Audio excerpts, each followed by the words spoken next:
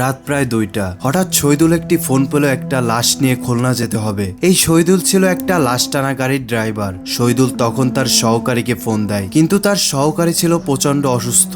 সে ভাবলো লাশটির সাথে লোকজন আছে, তাই তার সহকারী না থাকলে কোনো অসুবিধা নেই। কিন্তু শহীদুল যখন হসপিটালে গেল, দেখলো লাশটির সাথে কোনো তার আত্মীয় স্বজন নেই। তাতেও শহীদুলের কোনো চিন্তা হলো না, কারণ একা একা অনেক লাশ টেনেছে সে।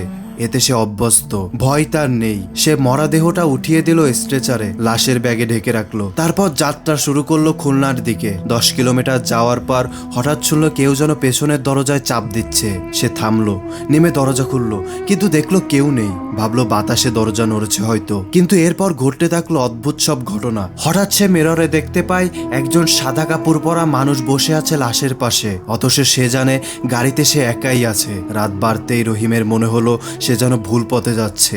গুগল ম্যাপও ঠিকভাবে কাজ করছে না, গাড়ির আলো কমে আসছে। আচমকা ইঞ্জিনটা বন্ধ হয়ে গেল, পুরো এলাকা নীরব। পেছনের দরজায় আবার আওয়াজ হলো, কিন্তু এবার আগের বারের থেকে আরো জোরে। সে ভয় পেয়ে পেছনে তাকায়, কিন্তু পেছনে কেউ নেই। মরাদেহের ব্যাগটা হঠাৎ নড়লো, তারপর সেখান থেকে শোনা গেল ফিসফিস শব্দ।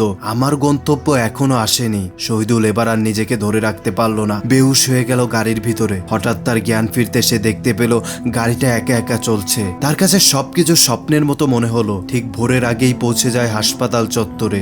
সে যখন গাড়ির দরজা খুললো, দেখলো গাড়ির ভিতরে কোনো লাশই নেই। শহীদুলের পাততলার মাটি যেন সরে গেল। সে তখন হসপিটালে ফোন দিয়ে সব খুলে বলল, কিন্তু অবাক করা বিষয় হচ্ছে তাকে নাকি রাতে হসপিটালে কেউ ফোনই দেয়নি। তারপর থেকে শহীদুল আর কখনো লাশের গাড়ি চালায়নি।